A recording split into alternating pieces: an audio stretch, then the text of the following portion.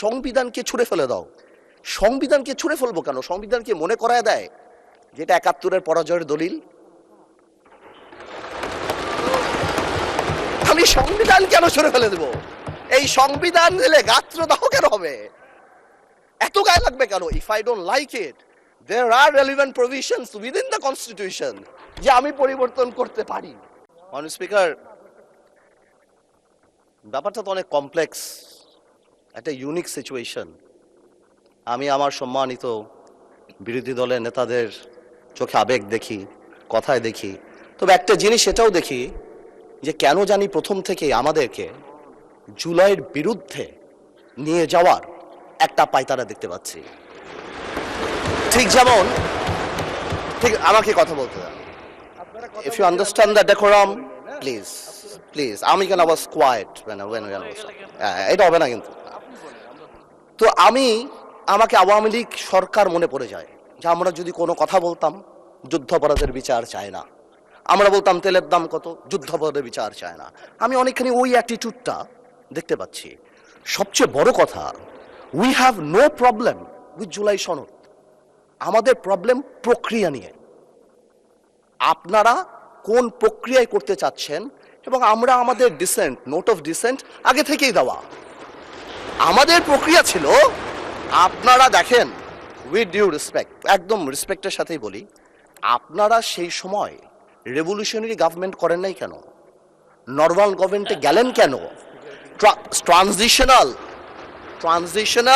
Revolutionary government করতেন। Let's rewrite the constitution. ছিঁড়ে ফেলে দিতেন কনস্টিটিউশনকে, নতুন করে সংবিধান বানাতেন। পুরনো কনস্টিটিউশনে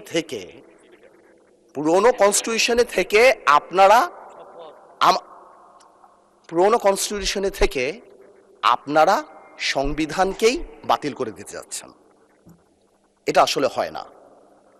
it is unique. The revolution was unique, এর পরবর্তী government was unique. And what we had a quasi constitutional government. Doctrine of necessity তে আমরা কখনো কনস্টিটিউশনকে সম্মান দিয়েছি। ডক্ট্রিন অফ নেসেসিটিতে সংস্কারকে মাথায় রেখে অফ কোর্স রিয়েলাইজ, যেটা তো আজকে থেকে রিয়েলাইজেশন না, ৭২ থেকে রিয়েলাইজেশন, আইয়ুব খানের অত্যাচার থেকে, যে আমাদের constitutional framework is set in such a way যে কোনো মুহূর্তেই আমাদের প্রিমিয়ার একজন স্বৈরাচার হয়ে যেতে পারে। সে কারণে তো কোনো পরিশোধ করা হয়েছিল। কিন্তু আজকেও সেটা আমরা দেখছি যে সেটা করতে যে দেখা গেছে রাষ্ট্রপতির ক্ষমতা কমাতে যে আমরা প্রধানমন্ত্রী বা ক্যাবিনেটের ক্ষমতা অনেকাংশে বাড়িয়ে দিয়েছি। দ্যাট ইজ দ্য ইস্যু, আর তো কিছু ছিল না।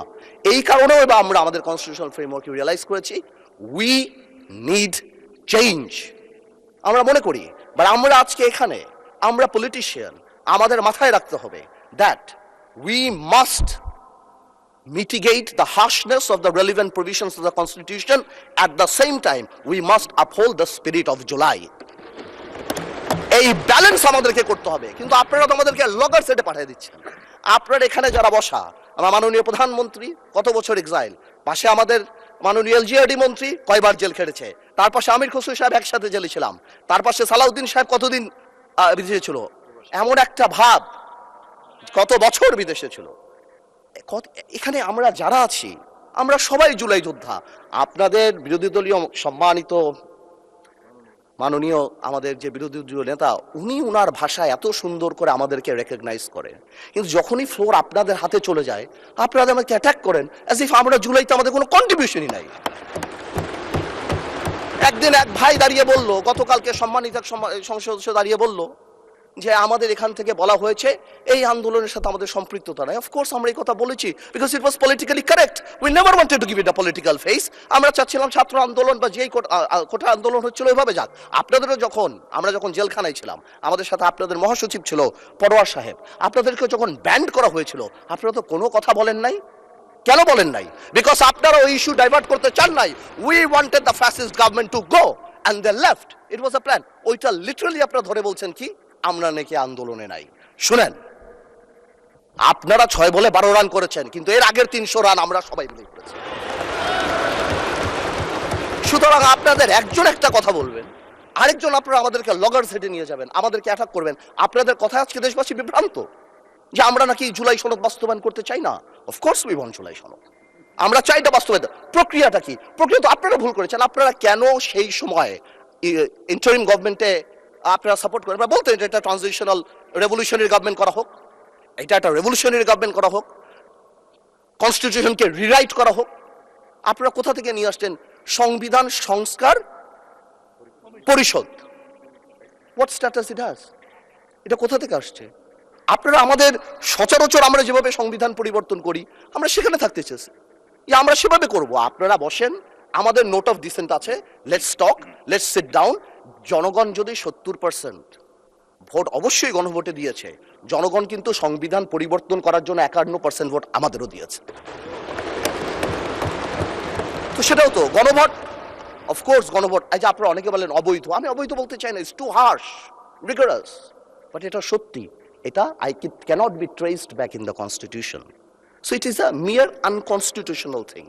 আপনারাই তো বলছেন অবৈধ, আমি তো ইলিগাল বলতে চাই না, বিকজ এই গণভোট আমরা চেয়েছি, is a gesture of ours, যে we want to involve the people of the country, আমরা জনগণকে সম্পৃক্ত করতে চেয়েছি, এই কারণে আমরা গণভোটে রাজি হয়েছি, আমরা চেয়েছি।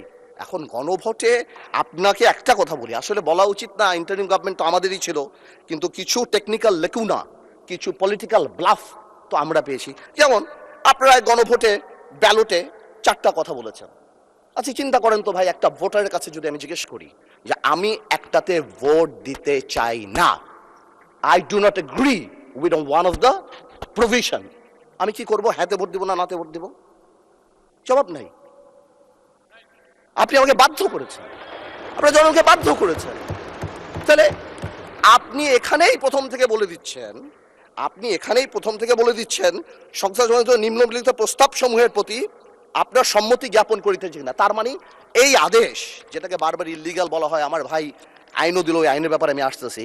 তো এই আদেশে এতগুলি আদেশ, এর মধ্যে থেকে মাত্র মাননীয় স্পিকার 4টা নিয়ে আপনি গণভোট করলেন, মানে বাকি আদেশের তো দাম নাই, এটা আপনি বলে দিলেন। ইউ অনলি নিড কনসেন্ট, মাত্র এই 4টে আপনি জনগণের রায় ছিলেন। আর আপনার যে বাকি প্রভিশনগুলি আছে সেগুলি রায় কোথায়? সেগুলি আপনি চান নাই। তার মানে you yourself undermine the provision of the আদেশ অফ দ্য অর্ডার।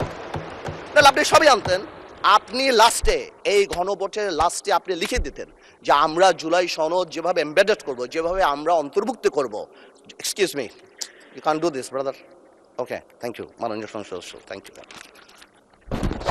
আপনি, thank you for disturbing brother, you successfully destroyed my flow.